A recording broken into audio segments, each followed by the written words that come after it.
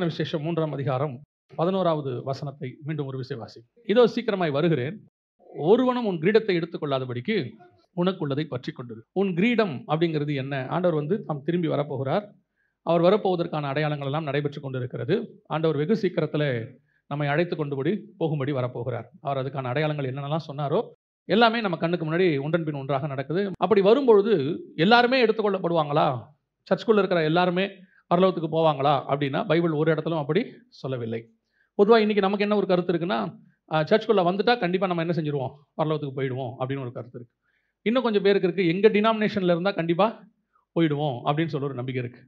இன்னும் கொஞ்சம் பேருக்கு சில ஊழியங்களை நாம் தாங்கிட்டோம், மிஷினரிகளுக்கு கொடுத்துட்டோம்னா கண்டிப்பாக என்ன செஞ்சுருவோம், வருகையில் போயிடுவோம் அப்படின்னு. இந்த மாதிரி எந்த இடத்துலையுமே பைபிளில் என்ன செய்யலை, ஒரு அஷூரன்ஸ் கொடுக்கல. பைபிளில் கொடுக்குற அஷூரன்ஸே வேறு.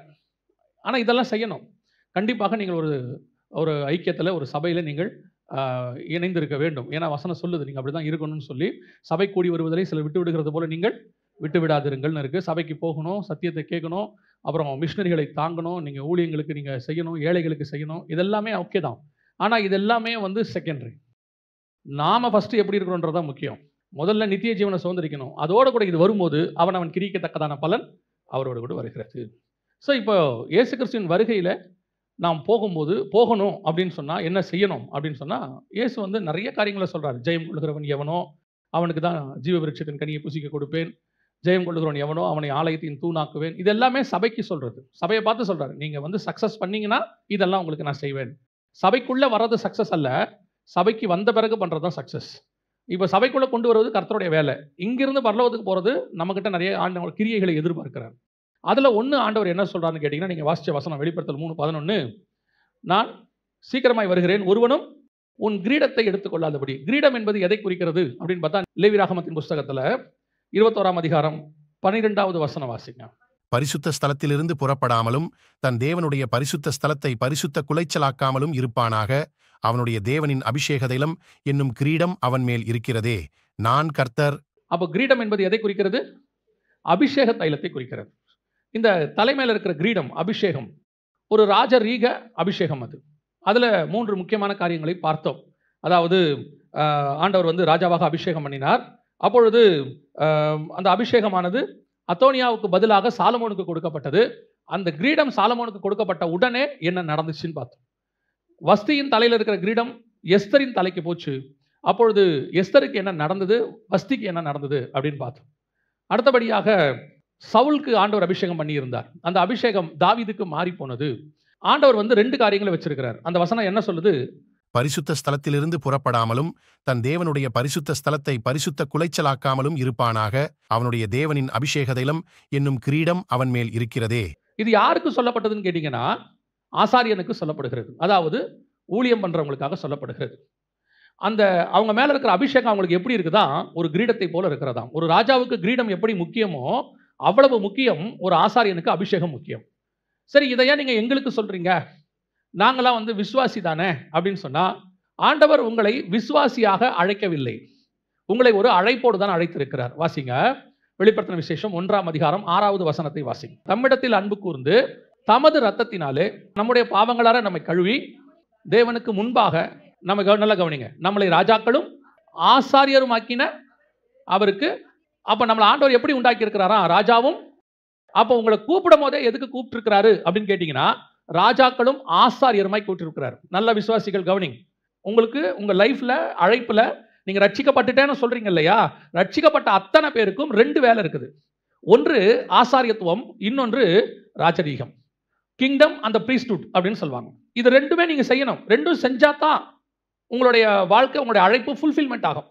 உங்களுக்கு என்ன சொல்லிட்டாங்க அப்படின்னு கேட்டீங்கன்னு சொன்னா, ஊழியம் அழைப்பு இருந்தால் தான் செய்யணும், அழைப்பு இல்லாதவங்க ஊழியம் செய்யக்கூடாது அப்படின்னு சொல்லி உங்களை ஊழியமே செய்ய வேணாங்கிற மைண்ட் செட்டு கொண்டாந்துட்டாங்க. அது உங்களுக்கு வசதியாக போச்சு. எப்படி வசதியாக போச்சு?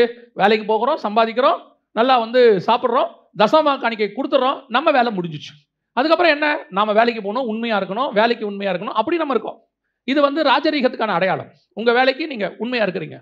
உங்களுடைய இன்னொரு பார்ட், உங்கள் அழைப்பில் உங்களை கர்த்தர் கூப்பிட்டதில் இன்னொரு பார்ட் இருக்கு. அது என்ன பார்ட்னா ஆசாரியத்துவம். அப்போ உங்களுக்கு இந்த ஊழியம் செய்யறதுக்கு ஆசாரியத்துவம், ஊழியம் செய்யறதுக்கு அழைப்பு தேவையில்லை என்பது 2வது. ஊழியம் என்பது உங்கள் மேல் விழுந்த கடமை. டியூட்டி. அத்தனை பேரும் மினிஸ்ட்ரி பண்ணணும். அந்த மினிஸ்ட்ரியை நீங்க பண்ணும்போது எந்த ஊழியத்துக்கு என்று கர்த்தர் உங்களை வேறு பிரிக்கிறாரோ அதுதான் ஆரோனை போல அழைக்கப்படுதல். 5 வகையான ஊழியத்தில் ஏதோ ஒண்ணுக்கு கர்த்தர் உங்களை தனியாக கூப்பிடுவார். ஆனா அது வரைக்கும் நீங்கள் செய்ய வேண்டிய சுவிசேஷ ஊழியத்தை செஞ்சுக்கிட்டே இருக்கணும். அது உங்கள் மேல் விழுந்த கடமை. இப்போ நீங்க என்ன ஆயிட்டீங்கன்னா, அழைப்பு வரட்டும், அப்புறமா நான் என்ன செய்யறேன், மினிஸ்ட்ரிக்கு போகிறேன் அப்படின்னு சொல்லிட்டு உங்களுக்கு கொடுக்கப்பட்ட உலக வேலையில பெர்ஃபெக்ட்டா இருக்கிறீங்க. அதில் நீங்க குறை வைக்கல, பெர்ஃபெக்ட். ஆனால் பைபிள் சொல்லுது உங்களுடைய அழைப்புல 2ம் இருக்கு, 2 காரியத்தையும் செய்யுது அப்படின்னு இருக்கு. இப்போ நீங்க +2க்கு அல்லது 10த்துக்கெல்லாம் போனீங்கன்னா இந்த maths, physics, chemistry, biology main சப்ஜெக்ட்னு வச்சிருப்பாங்க. அதுக்கு பேர் என்ன சப்ஜெக்ட்? Main subject. இதுக்கு ஸ்பெஷல் கிளாஸ் வைப்பாங்க, இதுக்கு பயங்கர கோச்சிங் கொடுப்பாங்க, டியூஷன் வைப்பாங்க, எல்லாம் செய்வாங்க. இங்கிலீஷ், தமிழுக்கு ஏதாவது இம்பார்ட்டன்ஸ் கொடுப்பாங்களா? ஆனால் இது 2 ஃபெயில் ஆனா ஓகேவா? இது எவ்வளவு முக்கியமோ அவ்வளவு முக்கியம் இதுவும் முக்கியம். 2ம் இருக்கு. அதில் கட் ஆஃப் மார்க் பார்க்கும்போது தான் உங்களுக்கு இந்த 4 சப்ஜெக்ட் இம்பார்ட்டன்ட்டே ஒழிய பாஸ் பண்ணுவதுக்கு 6 சப்ஜெக்ட் இம்பார்ட்டன்ட். அதே மாதிரி தான் உங்களுக்கு கிரியைகளை பார்த்து கொடுக்கும்போது கர்த்தர் பார்த்துப்பார் மிச்சத்தை. ஆனால் வருகையில் போகும்போது நீங்கள் எல்லாத்துலையும் பாஸ் பண்ணியிருக்கணும். உங்கள் அழைப்பில் 2 பார்ட்ஸ் இருக்குது. ஒன்று ஆசாரியத்துவம், இன்னொன்று ராஜரீகம். ஆனால் ஆசாரியத்துவத்துக்கு நீங்கள் என்ன செய்திருக்கிறீர்கள்? இன்னைக்கு இன்னும் கொஞ்சம் நான் ஒரு படி மேலே போய் டீப்பாக சொல்கிறேன். உங்கள் வீட்டுக்கு நீங்கள் தான் ஆசாரியர். உங்களுக்கு ஒரு வீடு இருக்குது இல்லை, அந்த வீடு என்பது ஒரு சபை. அன்னைக்கு சபைகள் வீடுகளில் தான் கூட்டினாங்க. அந்த சபைக்கு அந்த வீட்டில் இருக்கிற தலைவர் தான் ஆசாரியனா இருக்கிறார். அந்த வீடு தான் ஒரு சபை. அதில் வரக்கூடியவர்கள் தான் ஆத்துமாக்கள், பிள்ளைகள் தான் ஆத்துமாக்கள். ஆண்டவர் என்ன சொன்னார்? ஆதாமை பார்த்து பலுகி பெருகி பூமியை நிரப்புங்கள். அதுக்கு என்ன பண்ணாரு? துணையாக ஒரு ஏவாளை, சபையை கொடுக்கிறார். இயேசு கிறிஸ்துவுக்கு துணையாக சபை அவருடைய விழாவிலிருந்து எடுக்கப்பட்டது. ஆதாமுடைய விழாவிலிருந்து ஏவாள் எடுக்கப்பட்டாங்க. இப்போ இவங்களை பலுகி பெருகி பூமியை நிரப்ப சொன்னாரு. இயேசு கிறிஸ்துவின் மூலமாக ஆத்துமாக்கள் பூமியில பெருகி இன்னைக்கு நிரப்பி இருக்குது. இது ஒரு ஆசாரியத்துவம். உங்க வீட்டுக்குள்ள இருக்கிற ஃபேமிலி ஒரு ஆசாரியத்துவம். உங்க வீட்டில் இருக்கிற ஆசாரியத்துவத்துக்கு நீங்க உண்மையா இருக்கிறீங்களா? உங்க குடும்பத்தில் இருக்கிற ஆசாரியத்துவத்துக்கு கணவனும் மனைவியும் ஆசாரியத்துவத்துக்கு உண்மையா இருக்கிறீங்களா? அதுதான் இன்னைக்கு கேள்வி. இன்னைக்கு நாம குடும்பம் என்பது இந்த கடைசி காலத்தில் பிசாசினால் சீரழிக்கப்படுகிற மிக முக்கியமான கான்செப்ட். குடும்பத்தை ஒழிக்கணுங்கிறதா பிசாசுடைய திட்டம். அதை அவன் என்ன செஞ்சிடறான்னா, இந்த விஷனே உங்களை விட்டு எடுத்துட்டான். கணவனை பொறுத்த வரைக்கும் என்னவா மாறிடுது? வெளியே போறோம், வரோம், சம்பாதிக்கிறோம், காசு கொடுக்குறோம், நம்ம வேலை முடிஞ்சிருச்சு. நம்ம ஒர்க் என்னவாயிருச்சு? முடிஞ்சிருச்சு. காசு கொடுத்தாச்சு, அவங்க மிச்சத்தை அவங்க பார்த்துக்கணும். மனைவியை பொறுத்த வரைக்கும் என்ன விஷயம்? கேட்குற காசை நீங்கள் கொடுத்துருங்க, உங்களுக்கு தேவையானது வீட்டில் இருக்கிறத நாங்கள் பார்த்துக்கிறோம். இப்போ இருக்க நிலைமை என்ன? வீடு ஆசாரியத்துவத்துக்குள்ள இருக்குதா? ஊழியத்துக்குள்ள இருக்குதா? பிள்ளைகளுக்கு படின்னு சொல்றீங்களே, பிள்ளைகளுடைய ஆவிக்குரிய காரியத்துக்கு என்ன இம்பார்ட்டன்ஸ்? இன்னைக்கு வீடு அதை கொடுக்குதா? இம்பார்ட்டன்ஸ் கொடுக்குதா? உங்களை பொறுத்த வரைக்கும் பிள்ளைகள் என்னவா மாறணும்? இன்ஜினியர் ஆகணும், டாக்டர் ஆகணும், கலெக்டர் ஆகணும். என்னைக்காவது உங்க பிள்ளை ஆவிக்குரிய வாழ்க்கையில் அடுத்த லெவலுக்கு போகணும்னு யோசிக்கிறீங்களா? அடுத்து உங்க பிள்ளைய ஆண்டவர் என்கிட்ட ஒரு ஆத்மாவை கொடுத்துருக்கிறாரு. இந்த ஆத்மாவுக்கு கர்த்தர் என்ன ஃபியூச்சர் வச்சிருக்கிறாரு? அவனுக்கும் ஆசாரியத்துவம் இருக்கு, அவனுக்கும் ராஜரீகம் இருக்கு. அவனுடைய ராஜரீகத்துக்கு நீங்க படிப்பு கொடுக்குறீங்க. படிக்கிறவனுக்கு படிப்பை வச்சு மேலே வருவான். படிப்பு வரலையா அவன் கர்த்தரை வச்சு மேலே வந்துடுவான். எல்லாருக்கும் கர்த்தர் எல்லாருக்கும் ஒரு வழிவாசலை வச்சிருக்கிறார். உங்க பிள்ளையினுடைய ஆத்மாவினுடைய அடுத்த தலைமுறை ஆசாரியத்துவத்துக்கு நீங்கள் என்ன இம்பார்ட்டன்ஸ் கொடுத்துருக்கிறீங்க? அப்ப இந்த அபிஷேகம் உங்க மேல வச்சதான ஆசாரியத்துவ அபிஷேகம் இருக்கிறதா? முதல்ல அது ஒரு கிரீடம்னு பைபிள் சொல்லுது. இதுல என்ன விஷயம் பாத்தீங்கன்னா, ஆசாரியத்துவம் என்பது ஒன்று, கிரீடம் என்பது ராஜரீகம். 2ம் சேரத்துக்கு பேர் தான் மெல்கிசேதேக்கின் முறைமைன்னு சொல்லுவாங்க. இதான் நியூ டெஸ்ட்மெண்ட். இந்த நியூ டெஸ்ட்மெண்ட்ல ஒன்னு போனா கூட ஓல்டு டெஸ்ட்மெண்டா மாறிடும். ஆசாரியத்துவம் இருந்து ராஜ்யபாரம் தனியா இருந்துச்சுன்னா அது ஓல்டு டெஸ்ட்மெண்ட். ராஜ்யபாரம் இருந்து ஆசாரியத்துவம் தனியா இருந்தா அதுவும் ஓல்டு டெஸ்ட்மெண்ட். 2ம் சேர்ந்து இருந்தா தான் நியூ டெஸ்ட்மெண்ட். இப்போ ஆண்டவர் வரும்போது உங்களுக்கு டெஸ்ட் எதுக்கு வைக்க போறாரு? நியூ டெஸ்ட்மெண்ட்டுக்கு தான் டெஸ்ட் வைக்க போறாரு. ஏன்னா நம்ம நியூ டெஸ்ட்மெண்ட் சர்ச். அப்ப நியூ டெஸ்ட்மெண்ட் சர்ச்சில் இருக்கிறவங்க 2த்தையும் பாஸ் பண்ணணுமே. நீங்க 2த்தையும் பாஸ் பண்ணக்கூடியவர்களா இருக்கிறீங்களா? 2த்திலையும் பேலன்ஸா போயிட்டு இருக்கிறீங்களா? இல்லையே. இன்னைக்கு நீங்க உலக பிரகாரமான ஆசாரியத்துவ ராஜரீகத்துக்கு கொடுக்கிற இம்பார்ட்டன்ஸ், வேலைக்கு, எதிர்காலத்துக்கு, சம்பாத்தியத்துக்கு கொடுக்கிற இம்பார்ட்டன்ஸ் இன்னைக்கு ஆசாரியத்துவத்துக்கு இருக்குதா? உங்க வீட்டில் நீங்களே சும்மா அப்படி யோசிச்சு பாருங்க. எத்தனை மணி நேரம் ஸ்கூலுக்கு டைம் கொடுக்குறீங்க? எத்தனை மணி நேரம் ஆஃபீஸ்க்கு டைம் கொடுக்குறீங்க? எத்தனை மணி நேரம் தேவனுக்கு டைம் கொடுக்குறீங்க? யோசிச்சு பாருங்க. ஒரு போலீஸ் ஆஃபீஸர் என்கிட்ட சொன்னார். அப்போ அவருக்கு ஒரு ப்ரொமோஷன் வருது, டபுள் மடங்கு சம்பளம் ஆகுது. 3 மாசமா சொல்றாங்க, அவர் வாங்க மாட்டேங்கிறார். வாங்காம இந்த போஸ்டிங்லேயே தான் உட்காந்துருக்கிறார். அப்போ அவர் வீட்டுக்கு போகும்போது அவங்க வீட்டில் அந்த சிஸ்டர் சொன்னாங்க, பாருங்க பாஸ்டர், நீங்களாவது சொல்லுங்க, ப்ரொமோஷன் வருது, நல்ல சம்பளம் அப்படின்னும் போது அவர் சொன்னார், பாஸ்டர் நான் அந்த வேலைக்கு போகிறது ஒன்றும் பெரிய விஷயம் இல்லை, ஒரே சைன் தான், ஓகேன்னு சொன்னால் கொடுத்துருவாங்க. ஆனால் இன்னைக்கு நான் சர்ச்சுக்கு போகிற மாதிரி அதுக்கு போக முடியாது. இன்னைக்கு நான் பைபிள் வாசி ஜோம் பண்ணுற மாதிரி அதை செய்ய முடியாது. ஊழியத்துக்கு போகிற மாதிரி போக முடியாது. ஏன்னா அது டஃப் ஜாப். அதுக்கு போயிட்டா நைட்டு கூப்பிடுவாங்க, காலையில் எப்போ வேணா கூப்பிடுவாங்க, என் ஸ்பிரிச்சுவாலிட்டி அடி வாங்கும். இதுதான் ஆசாரியத்துவத்துக்கு கொடுக்குற இம்பார்ட்டன்ஸ். இன்னைக்கு நம்ம கொடுக்குறோமா? இன்னைக்கு நம்மளுடைய கான்சென்ட்ரேஷன் அது மேல இருக்குதா? பேசும்போதெல்லாம் பணம், பேசும்போதெல்லாம் எதிர்காலம், பேசும்போதெல்லாம் படிப்பு, பேசும்போதெல்லாம் என்ன பண்ண போற, அடுத்த ஜெனரேஷன் என்ன ஆகும், உங்கள் ஆத்மாவை குறித்து எந்த அளவுக்கு நீங்கள் கான்சென்ட்ரேட் பண்ணி இருக்கிறீர்கள், அதுதான் கேள்வி. அப்போ உங்களுக்கு ஆண்டவர் கொடுத்த அந்த அபிஷேகம், கிரீடம், ஆசாரியத்துவம் என்று சொல்லக்கூடியதான அந்த அபிஷேக தைலம் இன்னும் இருக்குதா இல்ல போயிருச்சா? அப்ப அந்த ஆசாரியத்துவம் ஆண்டவர் கொடுத்ததான ஸ்பிரிச்சுவாலிட்டி, ஆவிக்குரிய காரியம் இருக்கா உங்களுக்குள்ள? இந்த அபிஷேகம் இன்னும் இருக்கா? இந்த ஆசாரியத்துவம் ஏன் போகுது? வாசிங்க 1 சாமுவேலின் புத்தகம் 2ஆம் அதிகாரம் 30வது வசனத்தை வாசிங்க. ஆகையால் இஸ்ரவேலின் தேவனாகிய கர்த்தர் சொல்லுகிறதாவது, உன் வீட்டாரும் உன் பிதாவின் வீட்டாரும் என்றைக்கும் என் சந்நிதியில் நடந்து கொள்வார்கள் என்று நான் நிச்சயமாய்ச் சொல்லியிருந்தும், இனி அது எனக்கு தூரமாயிருப்பதாக. என்னை கனம் பண்ணுகிறவர்களை நான் கனம் பண்ணுவேன், என்னை அசட்டை பண்ணுகிறவர்கள் கனவீனப்படுவார்கள் என்று கர்த்தர் சொல்லுகிறார். நல்லா கவனிங்க. இது ஆண்டவர் ஏலியை பார்த்து சொல்ற ஒரு வார்த்தை. ஏலி யாரு? பிரதான ஆசாரியன். இந்த பிரதான ஆசாரியனா இருக்கிற ஏலிக்கு அவங்களுடைய ஆதி தகப்பன் ஆரோனுக்கு கர்த்தர் ஒரு வாக்குத்தத்தம் பண்றார். யாத்ராகமம் 40:13-14. ஆரோனுக்கு பரிசுத்த வஸ்திரங்களை உடுத்தி எனக்கு ஆசாரிய ஊழியம் செய்யும்படிக்கு அவனை அபிஷேகம் பண்ணி அவனை பரிசுத்தப்படுத்துவாயாக. அவன் குமாரரையும் வரச்செய்து அவர்களுக்கு அங்கிகளை உடுத்தி அவர்கள் எனக்கு ஆசாரிய ஊழியம் செய்யும்படி அவர்களையும் அவர்கள் தகப்பனை அபிஷேகம் பண்ணினபடியே அபிஷேகம் பண்ணுவாயாக. அவர்கள் பெறும் அந்த அபிஷேகம் தலைமுறை தோறும் நித்திய ஆசாரியத்துவத்துக்கு ஏதுவாயிருக்கும் என்றார். ஆரோனுக்கு ஒன்று சொல்றாரு, உன் மேல ஒரு அபிஷேகத்தை நான் கொடுக்குறேன், அது உன் பையன் பையன் பையன் தலைமுறை தலைமுறை தலைமுறையா அந்த அபிஷேகம் அப்படியே இருக்கும்பா, அது நித்தியமா இருக்கும்பா அப்படின்னு சொன்னார். அந்த தேவன் தான் 1 சாமுவேலின் புத்தகத்தில் சொல்றாரு, நான் இந்த விஷயத்தை ஆரோனுக்கு சொன்னேன், நான் நித்தியமா இருக்கும்னு சொன்னேன், ஆனால் எனக்கு அது இப்ப எப்படி இருக்கிறது? தூரமா இருப்பதாக. அந்த வார்த்தையை நான் தள்ளிடுறேன்பா. உனக்கு கொடுக்கப்பட்ட அபிஷேகம் யார்கிட்ட சொல்றாரு? ஏலி கிட்ட சொல்றாரு. ஏன், என்ன காரணம்? இந்த அபிஷேகத்தை இப்பவும் சொல்றேன், உங்க மைண்ட்ல இருந்து எடுத்துருங்க. ஊழியக்காரன் வேற, விசுவாசி வேறன்னு எடுத்துருங்க. நீங்கள் அத்தனை பேருமே ஒரு பகுதியிலே ஊழியக்காரராய் அழைக்கப்பட்டவர்கள். ஏன்னா உங்க அழைப்புல ஒரு பார்ட் என்னவா இருக்கு? ஆசாரித்துவம் இருக்கு. முதல்ல உங்க வீட்டுக்கு நீங்க தான் ஆசாரியர். உங்க மனைவி தான் சபை, உங்க பிள்ளைகள் தான் ஆத்மா. கணவனும் மனைவியும் ஆசாரியனும் சபையும் சேர்ந்து ஆத்மாக்களை கொண்டு வரணும். இங்க ஆசாரியன் ஒழுங்கா இருந்தாலும் சரி, சபை ஒழுங்கா இல்லாம போனாலும் சரி, அல்லது சபை ஒழுங்கா இருந்து ஆசாரியன் ஒழுங்கா இல்லாம போனாலும் சரி, பாதிக்கப்பட போறது ஆத்மாக்கள் தான். அப்ப நீங்க நல்லா பாத்துக்கணும். நீங்க ஏதோ அந்நியமா ஏதோ ஊழியக்காரங்களுக்கு பேசுறாங்கன்னு எடுக்காதீங்க, உங்களுக்கு தான். இப்ப ஏலியை பார்த்து கர்த்தர் சொல்றாரு, நான் இதை அவனுக்கு வாக்கு பண்ணேன் ஆரோனுக்கு, ஆனால் இப்பொழுது அது எனக்கு தூரமா இருப்பதாக. அதை நான் எடுத்துட்டேன் அந்த வாக்குதான். ஏன், என்ன காரணம்? நீங்க நிறைய விஷயம் அதில் படிச்சிருப்பீங்க.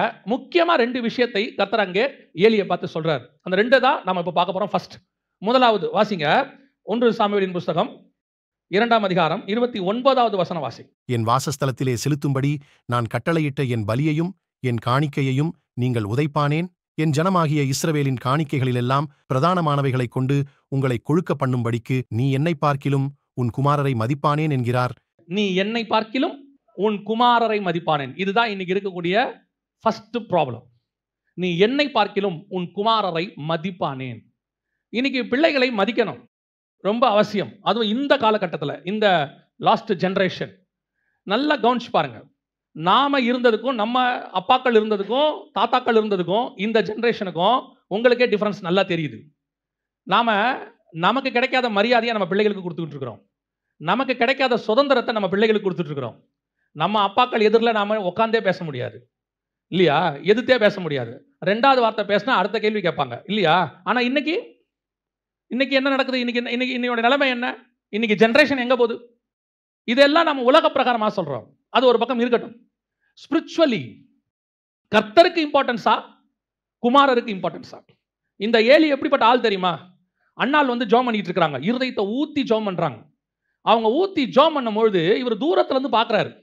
பார்க்கறதுக்கு, அண்ணாளை பார்க்கறதுக்கு அவருக்கு எப்படி தெரியுதுன்னு கேட்டீங்கன்னா, குடிச்சிட்டு இருக்கிற மாதிரி தெரியுது. அவர் கேட்கிறாரு, எது வரைக்கும் நீ வெறி கொண்டு இருப்பாய்? எழுந்திரிச்சு போ அப்படிங்கிறாரு. அந்த அம்மா சொல்லுது, இல்லப்பா நான் வந்து வெறி கொண்டல, நான் என்னுடைய பாரத்தை சொல்லிட்டு இருக்கிறேன். அப்படின்னா விசுவாசி தப்பு பண்ணா கண்டிக்கிறதுக்கு அவர் எப்படி இருந்திருக்கிறாரு? உடனே இமிடியட், அப்படியே ஸ்பாட்ல அவர் சொல்லிடுவாரு, நீ பண்றது தப்பு, எல்லாம் ஓகே ஃபைன். இப்ப பசங்க தப்பு பண்றாங்க. பசங்க தனிப்பட்ட முறையில் தப்பு பண்றது வேற, அது அப்படி இருக்கட்டும், அது 2வது பார்க்கலாம். ஸ்பிரிச்சுவலி தப்பு பண்றாங்க. ஃபர்ஸ்ட், பலிபீடத்துக்கிட்ட இருக்கக்கூடியதான அந்த தகன பலி செலுத்துறதுக்கு முன்னாடியே எடுத்துட்டு போயிடுறான் கரிய, காணிக்கையை மிஸ்யூஸ் பண்றான். எல்லாத்தையும் பார்க்கறாங்க. பார்த்தபோது கர்த்தர் எச்சரிப்பு கொடுக்கிறார். எச்சரிப்பு கொடுத்தும் இவன் யாருக்கு இம்பார்ட்டன்ஸ் கொடுக்குறான்? பிள்ளைகளுக்கு இம்பார்ட்டன்ஸ் கொடுக்குறான். கர்த்தர் நம்ம கிட்ட எதிர்பார்க்கிற மிக முக்கியமான விஷயம், நல்லா கவனிச்சுக்கொள்ளுங்க. கர்த்தர் உங்களுக்கு பிள்ளையை கொடுத்தது நீங்கள் திருப்பி அவர் கையில் கொடுப்பதற்கு.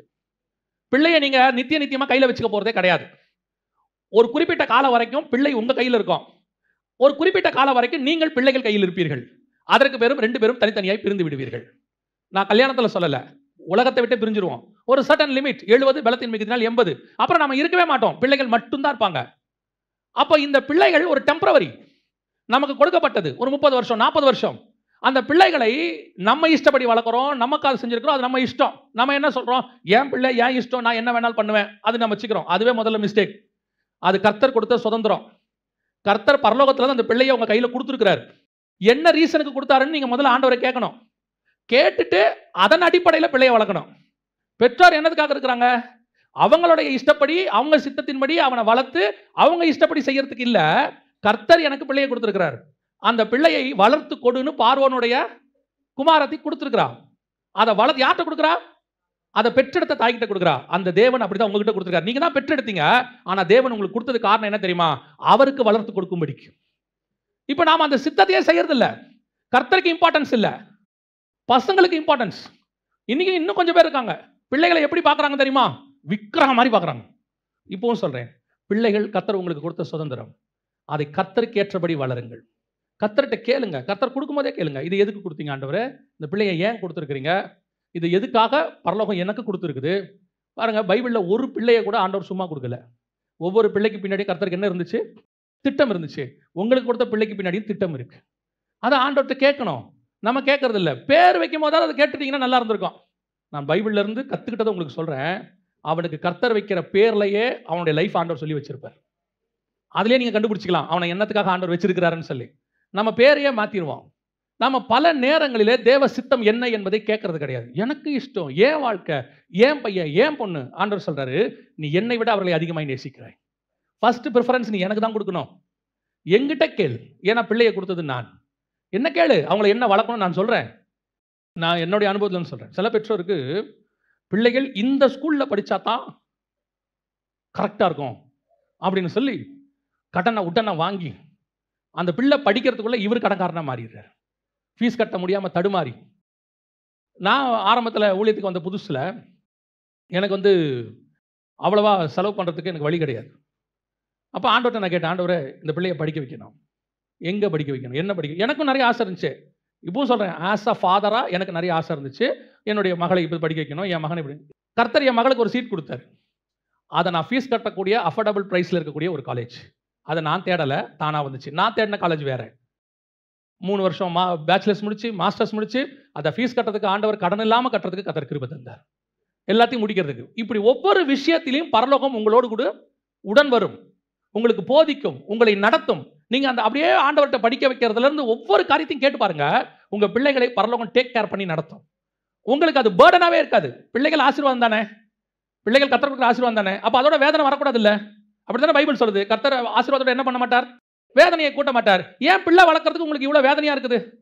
படிச்சு முடிக்கிறதுக்குள்ள போதும் போதும் ஆகுதுங்கிறாங்க. ஏன் உங்களுக்கு போதும் போதும் ஆகுது? உங்க நோக்கம் என்ன, உங்களுடைய காரியம் என்ன? நீங்க உங்க இஷ்டப்படி நடத்திட்டீங்க எல்லாத்தையும். அதனுடைய விளைவு என்ன? ஃபீஸ் கட்ட முடியல, படிக்க வைக்க முடியல, எப்படி இதுக்கப்புறம் என்ன செய்யறது முடியல. அவன் போறான், அவன் போய் பாதியிலே நிறுத்திட்டு வந்துடுறான் படிக்கிறத. இது நிலைமையில பிள்ளைகளுக்கு தேவ சித்தத்தை தாண்டி போய் எங்கெங்கயோ போய் இன்னைக்கு பிள்ளைங்கள்லாம் கொலாப்ஸ். பெற்றோர் இப்ப புலம்புறாங்க, என்ன செய்யலாம், ஏது பண்ணலாம். நன்றாய் கவனித்துக் கொள்ளுங்கள். உங்கள் பிள்ளைகளை கையில வாங்குற அன்னையிலிருந்து ஆண்டவர்கிட்ட கேட்டுக்கிட்டே இருக்கணும், இவங்களை என்ன பண்ணணும், நான் என்ன செய்யணும், எனக்கு எதுக்கு கொடுத்தீங்க. அவங்களுக்கு வைக்கிற பேர்ல இருந்து கர்த்தரை கேட்கணும், என்ன பண்ணணும்னு சொல்லுங்கன்னு. இன்னைக்கு நமக்கு நிறைய ஆசை இருக்குது, அதுல எந்த மாற்று கருத்தும் இல்லை. நம்ம ஆசையெல்லாம் போடுறதுக்கு பிள்ளைகள் கிடையாது. நமக்கு ஆசை, என் பிள்ளையை அப்படி கொண்டாடணும், இப்படி கொறணும். அதனுடைய விளைவு என்ன? தேவ சித்தத்தை தாண்டி போயாச்சு, தேவ சித்தத்தை விட்டு அகைன்ஸ்டா போயாச்சு. இப்ப நாளைக்கு பிள்ளை தேவனுக்கு அகைன்ஸ்டா நிக்குது. இப்ப பாருங்க, ஆண்டவர் கொண்டு போய் ஒரு காலேஜில் உங்க பிள்ளையை படிக்க சொல்றாரு. அந்த காலேஜுக்கு நீங்க போனீங்கன்னா அதை சுத்தி இருக்கிற ஆட்களையும் கர்த்தர் உங்க பிள்ளைக்கு ஏற்ற மாதிரி செட் பண்ணி வச்சிருப்பாரு. கர்த்தர் சொல்லுகிற இடத்தில் பிள்ளை இருந்தால் எங்கேயுமே கெட்டு போகாது. அது தானியேல் பாபிலோன்ல இருக்கிறதுக்கு சமம். கர்த்தர் பத்திரமாய் பாதுகாக்க வல்லமை உள்ளவராக இருக்கிறார். கர்த்தர் உங்களுக்கு பிள்ளைய பேர்டனா கொடுக்கல, பிளஸ்ஸிங்கா கொடுத்திருக்கிறார். ஆனால் நீங்கள் நேசிக்க வேண்டியது முதல்ல காட, முதல்ல ஆண்டவருக்கு இம்பார்ட்டன்ஸ். பிள்ளைய விக்கிரகமா மாத்தாதீங்க. இன்னைக்கு என்ன சொல்றாங்க, பிள்ளைகள் எல்லாரை விட மேல, தேவனை விட மேல. எப்படி தெரியுமா? சர்ச்சுக்கு பிள்ளை வரதில்லை, சர்ச்சுக்கு பிள்ளை வரதில்லை. எங்கன்னு கேட்டு பாருங்க. இன்னைக்கு எக்ஸாமுக்கு ஸ்பெஷல் கிளாஸ் வச்சிருக்காங்க. உங்க பிள்ளைகளை கர்த்தருக்கு முன்பாக first preference to the God. இது கடைசியில என்ன ஆக்கிருச்சு தெரியுமா? ஏலியினுடைய ஆசாரியத்துவத்தையே தூக்கிருச்சு. ஆண்டவர் சொல்லிட்டார், நீ எப்ப என்னோட உன் பிள்ளையை அதிகமாக நேசிச்சியோ. ஆபிரகாமுக்கு என்ன டெஸ்ட் வச்சார் தெரியுமா? நம்ம எல்லாருக்கும் தெரியும். ஆனால் அந்த டெஸ்ட் வைக்கும் போது அவர் சொல்ற வார்த்தை தான் ரொம்ப இம்பார்ட்டன்ட். 22ஆம் அதிகாரம் ஆதியாகமத்தில் 1 சொல்லுவாரு, அந்த டெஸ்ட் வைக்கும் போது ஒன்று சொல்லுவார். என்ன வார்த்தை சொல்வாருன்னா, அப்பொழுது அவர், உன் புத்திரனும் உன் ஏகசுதனும் உன் நேசகுமாரனுமாகிய ஈசாக்கை நீ இப்பொழுது அழைத்துக்கொண்டு மோரியா தேசத்துக்குப் போய் அங்கே நான் உனக்கு குறிக்கும் மலைகள் ஒன்றின் மேல் அவனை தகனபலியாக பலியிடு என்றார். உன்னுடைய அன்பான பையனை எனக்கு தான்றாரு. கேட்கும் போதே டெம்ப்ட் பண்றாரு. அவனை கேட்கும் போது உன் பையனை கொடுப்பான்னு கூட கேட்கல. ஒரே ஒரு பையன் வச்சிருக்கல, ரொம்ப நேசிக்கிறல்ல, அவனுக்கு கொடுத்துரு. அந்த இடத்துல நல்லா கவனிச்சு பாருங்க. ஆபிரகாம் துக்கம் அடைந்தான்னு இருக்கவே இருக்காது.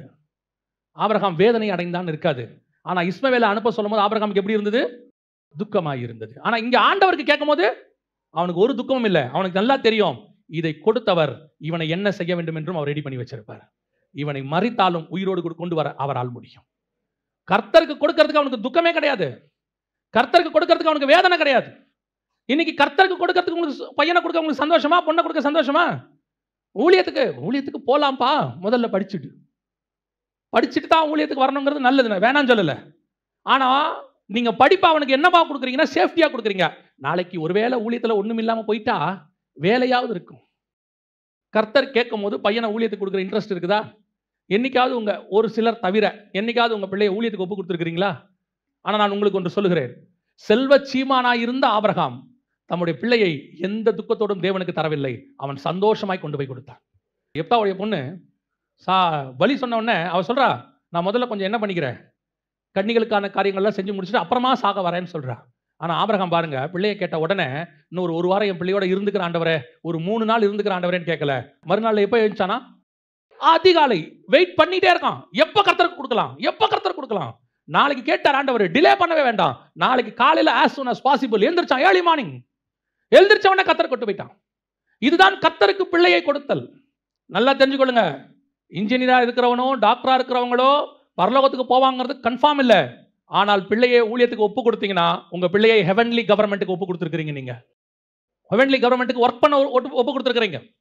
இன்னைக்கு பிள்ளைகளை எப்படி நேசிக்கிறோம்? கர்த்தரை விட அதிகமாக நேசிக்க தொடங்கிட்டோம். கர்த்தருக்கே கொடுக்க மாட்டோம். நாம தேவனுக்கு கொடுப்பதுக்கு ரெடியா இருக்கணும். எந்த நேரத்திலும் சரி, ஃபர்ஸ்ட் ப்ரிஃபரன்ஸ் காட், ரெண்டாவது தான் பிள்ளை. இந்த ஆர்டரை மாற்றக்கூடாது. சில நேரத்தில் பிள்ளைகள் உங்களை புரிஞ்சுக்க மாட்டாங்க. நீங்க காடுக்கு கொடுக்குற இம்பார்ட்டன்ஸாக அவங்களுக்கு கொஞ்சம் கோபம் வரும். அவங்களே சொல்லுவாங்க, எங்க அப்பா அம்மாவுக்கு எங்க மேல பாசமே இல்லை, ஆண்டவர் ஊழியன் ஓடுறாங்க, கர்த்தருக்கு தான் இம்பார்ட்டன்ஸ் கொடுக்குறாங்க, எங்களுக்கு கொடுக்கறது இல்லைன்னு சொல்லுவாங்க. அதை பத்தி கவலையே படாதீங்க. ஒரு நாள் உங்கள் நீதி அவர்களுக்கு முன்பாக தெரியும். ஒரு நாள் அவங்க சொல்லுவாங்க, எங்க அப்பா அம்மா நீதிமானாக இருந்தார்கள், அவர்கள் எங்களை கர்த்தருக்குள் வளர்த்தார்கள். ஒரு ஊழியக்காரர் அவருடைய சாட்சி புக்கில் எழுதியிருக்கிறாரு, காலையில பைபிள் வாசிக்காட்டி அவங்க வீட்டில் டிஃபனே தர மாட்டாங்களாம். சாப்பாடு பிரேக்ஃபாஸ்ட் கிடையாது, காலைல பைபிள் வாசிச்சாதான் பிரேக்ஃபாஸ்ட். அப்போ ஒரு நாள் சொன்னாராம், நான் இன்னைக்கு பைபிள் வாசிக்க மாட்டேன் அப்படின்னு. அவங்க சொன்னாங்களா, உனக்கு பிரேக்ஃபாஸ்ட் கிடையாது. உடனே அவர் சொன்னாரா, பார்ப்போம். மத்தியானம் வரைக்கும் வாசிக்கலையாம், மத்தியானம் சாப்பாடும் கிடையாது. சாயங்காலம் வரைக்கும் பைபிள் வாசிக்கலையாம். அவங்க அம்மா சொன்னாங்களா, நைட்டும் சாப்பாடு கிடையாது. அப்புறம் கேட்டாராம், உங்களுக்கு என்ன விட பைபிள் தான் முக்கியமா? அவங்க சொன்னாங்களா, நீ பைபிள் வாசிச்சா தருவேன், இல்லைனா தரமாட்டேன். அன்னைக்கு அவர் கோபத்தோட போய் பைபிள் வாசிச்சுட்டு, இப்படி ஒரு தாய் தகப்பனை எனக்கு கொடுத்தீங்களா ஆண்டவரே, ஈவிரக்கமே இல்லையே இவங்களுக்கு அப்படின்னு சொல்லிட்டு பைபிள் வாசிச்சுட்டு சாப்பிட்டாராம். ஆனால் ஒரு நாள் வந்தது, அவருடைய சாட்சி புக்கில் எழுதுறாரு, அன்றைக்கு என் தாய் தகப்பன் கர்த்தருக்குள் என்னை பைபிள் வாசிக்கிறதிலும் ஜெபத்திலும் நடத்தினது இன்று என்னை கொண்டு வந்து ஊழியக்காரனாய் நிறுத்தி இருக்கிறது. சில நேரத்தில் ஸ்பிரிச்சுவலி நாம எடுக்கிற முடிவு நம்ம பிள்ளைகளுக்கு தப்பாக தோன்றும். ஐயோ, அப்பா எந்த பேரண்ட்ஸ் டீச்சர்ஸ் மீட்டிங்கும் வரவே மாட்டாரு, ஊழியன்னு ஓடுறாரு, எங்களுக்கு எது ஒன்றும் நிற்க மாட்டேங்கிறார், எல்லாமே எங்க அம்மா தான் வராங்க, அப்பா வரதில்லை. சில நேரத்தில் நமக்கு தோணும், ஐயோ பிள்ளைகள் நம்மளை வெறுத்துருவாங்களோன்னு. ஆண்டவர் சொல்வார், நீ போ, உன் நீதி ஒரு நாள் விளங்கும். அதை தெரியப்படுத்துகிற காலம் ஒன்று வரும். பல நேரங்களில் நாம தேவனுக்கு முன்பாக செய்கிறது பிள்ளைகளுக்கு முன்பாக தெரியாது. ஆனால் செய்ய வேண்டியது தேவனுக்கு. அதை பிள்ளைகளுக்கு தெரியப்படுத்த கர்த்தர் வல்லமை உள்ளவராக இருக்கிறார். அல்லேலூயா. இரண்டாவது, ஏலி கிட்ட இருக்கக்கூடிய இன்னொரு பிரச்சனை என்ன? வாசிங்க 1 சாமுவேலின் புத்தகம் 3ஆம் அதிகாரம் 13வது வசனம். அவன் குமாரர் தங்கள் மேல் சாபத்தை வரப்பண்ணினதை அவன் அறிந்திருந்தும் அவர்களை அடக்காமல் போன பாவத்தின் நிமித்தம். ஆசாரித்துவத்தை மொத்தமா தூக்குனதுக்கு 2வது ரீசன் என்ன தெரியுமா? அவன் தப்பு செய்யறான்னு தெரியுது, காடுக்கு விரோதமா போறான்னு தெரியுது, அவன் பலிபீடத்துக்கிட்ட தப்பு செய்யறான்னு தெரியுது, கர்த்தருக்கு விரோதமான காரியங்களில் அவன் நடக்கிறான்னு தெரியுது. ஆனால் அவர்களை அவன் அடக்கவில்லை. ஆனா அண்ணால பேசும்போது நல்லா பேசினான், பிரதான ஆசாரியனா இருக்கும்போது நல்லா பேசுறான். ஆனா இங்க பிள்ளைகள் தேவனுக்கு விரோதமாய் போகும் பொழுது அவர்களுக்கு என்ன இல்லை? அடக்காமல் போனது நிமித்தம். இந்த ஜெனரேஷன் எப்படின்னு கேட்டீங்கன்னா, அவன் வந்து ஃப்ரெண்ட்லியா இருக்க விரும்புறான். ஏன்னா அவன் பார்க்கறான், இந்த ஜெனரேஷன் எல்லாரையும் பார்க்கறான், ஃப்ரெண்ட்லியா இருக்க விரும்புறான். அப்பா கிட்ட நல்லா ஜாலியா பேச விரும்புறான், அம்மா கிட்ட ஜாலியா பேச விரும்புறான். அப்பா எப்படிப்பட்டவரா இருக்கிறாரு? சில அப்பாக்கள் எப்படி இருக்கிறாங்கன்னா, அவங்க அப்பா கிட்ட எப்படி இருந்தாரோ அப்படிதான் பையன் நம்ம கிட்ட இருக்கணும்னு நினைக்கிறாங்க. அப்போ இந்த ஜெனரேஷன் கிட்ட நீங்க பழகும் போது பெற்றோரும் கொஞ்சம் என்ன செய்யுங்க, கொஞ்சம் ஃப்ரெண்ட்லியா இருங்க. இது நீங்க கொஞ்சம் அட்ஜஸ்ட் பண்ணணும் பெற்றோர். ஆனா அதே நேரத்தில் ஸ்பிரிச்சுவலி ராங்கா போகும்போது கண்டிக்க வேண்டியது உங்களுடைய வேலை. You must spiritually. இன்னைக்கு என்ன நடக்குது? பைபிள் வாசிக்க மாட்டான், ஜெபம் பண்ண மாட்டேங்கிறான், சர்ச்சுக்கு வர மாட்டேங்கிறான். அதெல்லாம் யார் மம்மி வருவா, போர் அடிக்குது அப்படிங்கிறான். நீ வந்து தான் ஆகணும்னு சொல்லணும். Spiritually you must. உங்க பிள்ளைய நீங்க வந்து கண்டிப்பா தான் வைக்கணும், சொல்லணும் இப்படிதான், இதான் நாங்க இப்படித்தான் இருக்கணும். அதை செய்யாத பட்சத்தில் உங்கள் அபிஷேகம் போகும் என்று வேதம் சொல்லுது. இன்னைக்கு நம்ம எங்க மிஸ்டேக் பண்றோம் தெரியுமா? அடக்க வேண்டிய இடத்துல அடக்க மாட்டோம், அடக்கக்கூடாத இடத்துல என்ன பண்ணிட்டு இருக்கிறோம்? அடக்கிட்டு இருக்கிறோம். அடக்க வேண்டிய இடம் ஒன்று இருக்கு, அதை கண்டிப்பா அடக்கணும். அடக்கக்கூடாத இடம்னு ஒன்று இருக்கு, அதை அடக்கக்கூடாது. ஏன்னா இப்போ தண்ணி இருக்குது, தண்ணியை எங்க அடக்கணும்? குழாயில கண்டிப்பா என்ன செஞ்சிடணும்? தண்ணியை மூடி வைக்கணும். மூடி வச்சா தான் அது வேஸ்ட் ஆகாம இருக்கும். அதே நேரத்தில் ஆறு ஊத்து வருது பார்த்தீங்களா, அதை என்ன பண்ணக்கூடாது? அடக்கக்கூடாது. அடக்கணிங்கன்னா ஊத்து போயிடும், தண்ணி இல்லாமல் போயிடும். வி மஸ்ட் நோ எங்க அடக்கணும், எங்க அடக்க. சில நேரத்தில் பிள்ளைகளுக்கு சில சுதந்திரம் கொடுக்க வேண்டி இருக்கு, இந்த ஜெனரேஷன் கொடுக்க வேண்டி இருக்கு. சில இடத்துல பிள்ளைகளை கண்டிப்பாக என்ன செய்யணும்? பிடிக்க வேண்டி இருக்கு. குதிரை வண்டி ஓட்டுறவனை பாருங்க, யாருமே இல்லைன்னா நல்லா குதிரையை அடிப்பான், வேகமா ஓட்டுவான். அதே நேரத்தில் சில இடத்துல கடிவாளத்தை பிடிச்சி என்ன செய்வான்? இழுப்பான். வேகமா ஓட்ட வேண்டிய இடத்துல வேகமா ஓட்டணும், கடிவாளம் பிடிச்சி இழுக்கிற இடத்துல கடிவாளம் இழுக்கணும். இன்னைக்கு இருக்கிற பெற்றோருக்கு இது தெரிய மாட்டேங்குது. ஏன்னா நம்ம 2000க்கு முன்னாடி பார்த்த பெற்றோர் வேற, இப்போ பார்க்குற பிள்ளைகள் வேற. இது ரெண்டும் குவைட் ஆப்போசிட் ஜெனரேஷன். இப்போ நீங்கள் தான் இதை என்ன செய்ய வேண்டி இருக்கிறது? மிகச் சரியாக ஹேண்டில் பண்ண வேண்டியிருக்கு. அவங்கள ஃப்ரெண்ட்லியாக நடத்துங்க, ஸ்ட்ரிக்டாக நடத்த வேண்டிய இடத்துல ஸ்ட்ரிக்டாக நடத்துங்க. எங்கே ஸ்ட்ரிக்டாக நடத்தணுமோ அதில் நடத்துங்க, எங்கே ஃப்ரெண்ட்லியாக நடத்தணுமோ அதில் ஃப்ரெண்ட்லியாக நடத்துங்க. இல்லைன்னா கஷ்டம். இன்னைக்கு அதன் மூலமாக என்ன ஆகுது? உங்கள் மேலிருந்து உங்கள் பிள்ளைகளுக்கு வர வேண்டிய அபிஷேக தைலம் வரல, உங்களுக்கு அப்புறம் அவன் ஸ்பிரிச்சுவாலிட்டியில் இல்லை. இப்போ யோசிச்சு பாருங்க, உங்க அளவுக்கு உங்க பிள்ளை ஸ்பிரிச்சுவாலிட்டியில் இருக்குதா? நீங்கள் 18 வயசுல இயேசுவை ஏற்றுக்கொண்ட போது உங்களுக்குள்ள இருந்த தேவனுடைய அன்பு, அந்த வைராக்கியம் உங்க பிள்ளைகளுக்குள்ள இருக்குதா? இருந்தால் உங்கள் அபிஷேகம் அவர்கள் மேல வந்துருச்சுன்னு அர்த்தம். கர்த்தர் நடத்த தொடங்கிட்டாருன்னு அர்த்தம். இல்லைன்னா அபிஷேகத்துல ஏதோ செயின்ல மிஸ் ஆகுதுன்னு அர்த்தம். அதை சரி பண்ண வேண்டிய இடத்துக்கு நீங்க வந்துட்டீங்க. உட்காந்து பிள்ளையோட பேசுங்க, சொல்லுங்க இந்த மாதிரி எவ்வளவு இம்பார்ட்டன்ட்னு சொல்லுங்க, சர்ச்சுக்கு வர்றது எவ்வளவு முக்கியம்னு சொல்லுங்க, கூட்டிட்டு வாங்க. ஆரம்பத்தில் அப்படித்தான் இருக்கும். ஒரு இடத்துக்கு போகும்போது ஒரு தாய் வந்து சொன்னாங்க, என் மக ரூமை விட்டே வரமாட்டேங்கிறா, வெளியவே வரமாட்டேங்கிறா. 8வது படிக்கிற 10வது படிக்கிற பிள்ளை ரூமை விட்டே வரமாட்டேங்குது, எத்தனையோ மாசமா ரூம்குள்ளேயே இருக்கு. பாஸ்டர் நீங்கள் ஜோம் பண்ணுவீங்களா? அப்போ அந்த சர்ச்சு பாஸ்டர்கிட்ட முதல்ல கேட்டேன், இப்படி சொல்கிறாங்க என்னன்னு. அப்போ அந்த பாஸ்டர் சொன்னார், நீங்கள் அந்த பிள்ளைகிட்ட போய் முதல்ல பேசுங்க, உங்களுக்கு உண்மை தெரியும்னு சொன்னார். சரி, நானும் அந்த பாஸ்டரும் அந்த பிள்ளைகிட்ட போய் அப்புறம் உட்கார வைக்கும் போது பாஸ்டர் சொன்னார், அந்த பிள்ளைகிட்ட தனியாக பேசுங்க, எங்கள் அம்மா வச்சுக்கிட்டு பேசாதீங்க. அப்போது அந்த பிள்ளையை கூப்பிட்டு உட்கார வச்சு, ஏமா நீ ரூமை விட்டே வெளியே வர மாட்டேங்கிறேன்னு சொன்னால், அந்த பிள்ளைய அந்த அளவுக்கு ஆக்குனதே அந்த அம்மா தான்.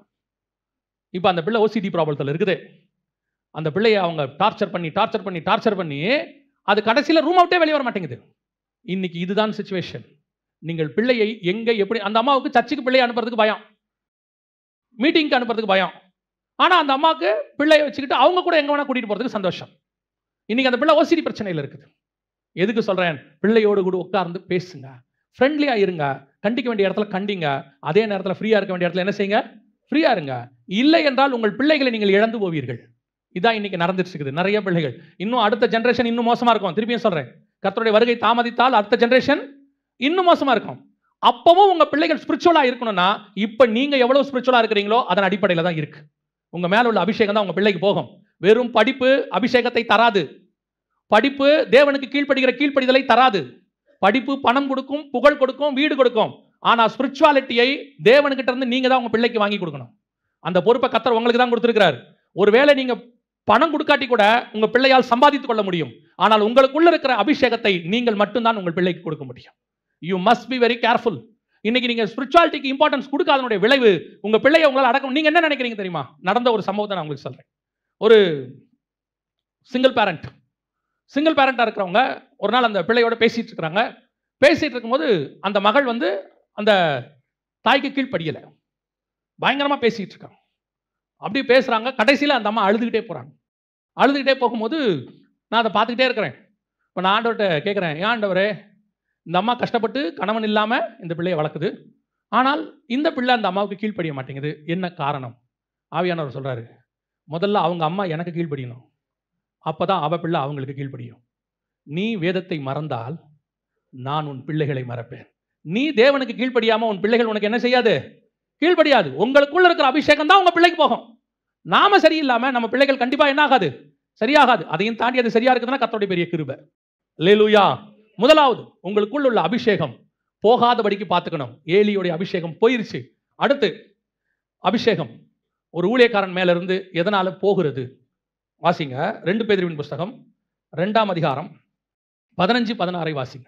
செம்மையான வழியை விட்டு தப்பி நடந்து பேயோரின் குமாரனாகிய பிலேயாமின் வழியை பின்பற்றி போனவர்கள், அவன் அநீதத்தின் கூலியை விரும்பி தன்னுடைய அக்கிரமத்தி நிமித்தம் கடிந்து கொள்ளப்பட்டான். பேசாத மிருகம் மனுஷர் பேச்சை பேசி தீர்க்கதரிசியினுடைய மதிகேட்டை தடுத்தது. அப்போ பிலேயாம் 2வது ஊழியக்காரன். பிலேயாமை பத்தி பைபிளை வாசிச்சு பாருங்க. அவனை மாதிரி ஒரு தீர்க்கதரிசி கிடையவே கிடையாது. எப்பேற்பட்ட தீர்க்கதரிசி தெரியுமா? 2 சம்பவத்தில் நீங்க பார்த்தீங்கன்னா பிலேயாமை பத்தி அப்படி ஒரு காரியம் வருது. ஒன்று வாசிங்க, என்னாகமத்தின் புஸ்தகம் 24ஆம் அதிகாரம் 17வது வசனத்தை வாசிங்க. அவரை காண்பேன், இப்பொழுது அல்ல, அவரை தரிசிப்பேன், சமீபமாய் அல்ல. ஒரு நட்சத்திரம் யாக்கோபிலிருந்து உதிக்கும், ஒரு செங்கோல் இஸ்ரவேலிலிருந்து எழும்பும், அது மோவாபின் எல்லைகளை நொறுக்கி சேத்புத்திரர் எல்லாரையும் நிர்மூலமாக்கும். யாரை பத்தின ப்ராபசி தெரியுமா? அது இயேசுவை பத்தின ப்ராபசி. அவர் வரும்போது நட்சத்திரம் தோன்றுவதை பத்தி பேசுறான். ஒரு நட்சத்திரம் யாக்கோபிலிருந்து தோன்றும், ஒரு செங்கோல் இஸ்ரவேலிலிருந்து தோன்றும், அது மோவாபை மிதிக்கும். எப்பேற்பட்ட ப்ராபசி பாருங்க. ஜீசஸ் கிரைஸ்ட பத்தின ப்ராபசி. நல்லா தெரிஞ்சுக்கொள்ளுங்க, பிலேயாம் இஸ்ரவேல்காரன் கிடையாது. இன்னும் இஸ்ரவேலர்கள் எங்க போல? அவங்க நாட்டுக்கே போல. இஸ்ரவேல் தீர்க்கதரிசி கிடையாது, புறஜாதி தீர்க்கதரிசி. The best prophet. அவன் எப்பேற்பட்டவன்றதுக்கு 2வது காரியம், அவன் சபிச்சா சபிச்சது, அவன் ஆசீர்வதிச்சா ஆசீர்வதிச்சது. இது பாலாக்குக்கும் தெரியுது, தேவனுக்கும் தெரியுது. அதனால தான் தேவனே என்ன பண்றாரு? அவங்ககிட்ட வந்து, நீ அவனை என்ன பண்ணாத, சபிக்காதன் கர்த்தர் இறங்கி பேசுறாரு. அப்படின்னா அவனுடைய அபிஷேகம் எப்படி பாருங்க. இப்போ அந்த அபிஷேகத்தை தான் கர்த்தர் நம்ம கையில கொடுத்திருக்கிறார். நீ ஆசீர்வதிக்கிறவர்களை நான் ஆசீர்வதிப்பேன், நீ சபிக்கிறவர்களை நான் சபிப்பேன். அந்த அபிஷேகம் யார் மேல இருக்குது? நம்ம மேல இருக்குது. அவன் முதலாவது இயேசு வரதை பத்தி தீர்க்க தரிசனம் சொன்னா, நம்ம வரப்போற இயேசுவை பத்தி பேசிட்டு இருக்கிறோம்.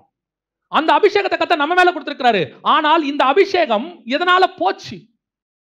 பிலேயாமுக்கு எதனால போச்சு? அந்த வசனம் என்ன சொல்லுது? வாசிங்க 2 பேதுரு 15-16. செம்மையான வழியை விட்டு தப்பி நடந்து பேயோரின் குமாரனாகிய பிலேயாமின் வழியை பின்பற்றி போனவர்கள், அவன் அநீதத்தின் கூலியை விரும்பி. அநீதத்தின் கூலி. இந்த அநீதத்தின் கூலி திருப்பி இன்னொரு ஆளுக்கு யாருக்கு ஆண்டவர் பைபிள்ல சொல்வார் தெரியுமா? யூதாஸுக்கு சொல்வார். காசுக்காக எல்லாவற்றையும் விடுகிறவர்கள், காசுக்காக மினிஸ்ட்ரி பண்ணுகிறவர்கள், காசுக்காக ஸ்பிரிச்சுவாலிட்டியை யூஸ் பண்ணுகிறவர்கள், அவங்ககிட்ட இருக்கிறது பெரிய கிஃப்ட், பயங்கரமான ப்ராஃபட். ஆனா எதுக்கு போனான் தெரியுமா? பாலாகி ஏதாவது கொடுப்பான். ப்ராஃபஸியை எதுக்கு சொல்றது? கூலிக்கு சொல்றது, தன்னுடைய அபிஷேகத்துக்கு விலை பேசுறது.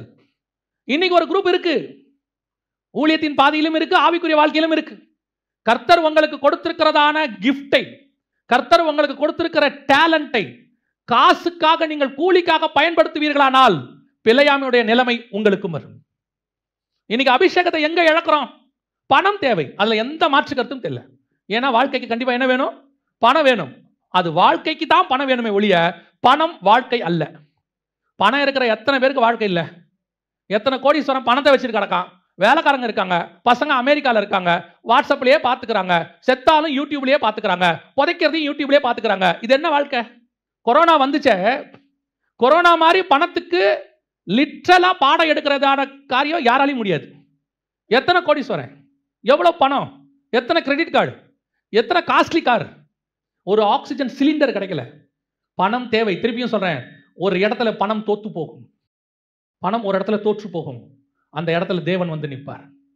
பணம் உதவ முடியாத இடத்தில் தேவன் தான் உதவுவார். இன்னைக்கு நிறைய கூட்டம் ஒன்று இருக்கு, கர்த்தர் கொடுத்திருக்கிற கிஃப்டை, கர்த்தர் கொடுத்திருக்கிற டேலண்ட்டை பணத்துக்கு யூஸ் பண்ணி பணம் பணம் பணம்னு. நான் இந்த மினிஸ்ட்ரிக்கு வந்ததுல கண்டுபிடிச்சதுல ஒன்று என்ன அப்படின்னு கேட்டீங்கன்னா, எனக்கு என்ன தேவையோ அதை பரலோகம் கொடுப்பதற்கு தயாராக இருக்கிறேன். ஏற்ற நேரத்தில் அதை கொடுக்கும். நல்லா தெரியும். இப்போ பாருங்க, நான் குழந்தையா இருக்கும்போது இந்த சைஸ் ட்ரெஸ் எடுக்கணும்னு என் பெற்றோருக்கு தெரிஞ்சிச்சு. அதுவே நான் கொஞ்சம் வளர்ந்த உடனே பார்க்குறாங்க, இந்த சைஸ் ட்ரெஸ் பத்தாது. ட்ரெஸ் எடுக்க போகும்போதே சொல்லுவாங்க, 4 வயசாக இருக்கும், 5 வயசுக்கு கொடுங்கம்பாங்க. ஏன்? வளர்ற பிள்ளை வளர்ந்துடும். 15 வயசு ஆகும்போது நமக்கு என்ன தேவையோ, பொல்லாதவர்களாகிய நீங்கள் உங்கள் பிள்ளைகளுக்கு நல்ல ஈவுகளை செய்யும் போது பரலோகத்தில் இருக்கிற பிதா செய்வது அதிக நிச்சயம். உங்களுக்கு என்ன தேவை, ஏது தேவை, எவ்வளோ பணம் தேவை. இன்னைக்கு பணம் பணம் பணம் ஒரு குரூப் வாழ்க்கை ஃபுல்லாக ஓடுறான். 58 60 வரைக்கும் ஓடி சம்பாரிச்சு எல்லாம் சேர்த்து வச்சுட்டு என்ன பண்ண போற? 60லேருந்து 70க்குள்ள இந்த 60 வரைக்கும் சம்பாரிச்சதை செலவு பண்ணிடுறான். கிட்னி ஃபெயிலியர், அது ஃபெயிலியர், இது ஃபெயிலியர், மொத்தம். அதை வேற நம்மகிட்ட என்ன சொல்றான்? பாரு, நான் சம்பாரிச்சதுனால தானே இப்படி செலவு பண்ண முடிஞ்சிச்சு. நான் சொல்றேன், நீ சம்பாரிச்சதுனால தான் செலவு பண்ண. நீ ஒழுங்கா இருந்திருந்தீனா இது வந்திருக்காது. உடம்ப பார்க்கறது இல்லை, 12 மணி நேரம் 14 மணி நேரம் வேலை, டயத்துக்கு சாப்பிட்றது இல்லை, நைட்டு 11 மணி 12 மணி 2 மணிக்கு சாப்பிட்றது, டயத்துக்கு படுக்கிறது இல்லை, ஃபோனை பார்த்துக்கிட்டே உட்காந்துருக்கான். நல்லா கவனிங்க, எல்லாத்துக்கும் ஒரு பிரமாணம் இருக்கு. என்ன சாப்பிட்ணும், எப்போ சாப்பிட்ணும் இருக்கு. ஒரு காலத்தில் நமக்கு அதெல்லாம் தெரியாது, உண்மைதான். கிடைக்கிற போதெல்லாம் என்ன பண்ணுறோம்? அடிச்சு நவுத்திடுவோம். ஒரு இடத்துல கத்துற ஒரு அலாரம் கொடுப்பாரு, இங்கே கொஞ்சம் ஸ்டாப் பண்ணிக்கன்னு. அந்த அலாரத்தை கேட்டு நீங்கள் ஸ்டாப் பண்ண தொடங்கிட்டீங்கன்னா டாக்டர்கிட்ட போக வேண்டிய வேலையே இருக்காது.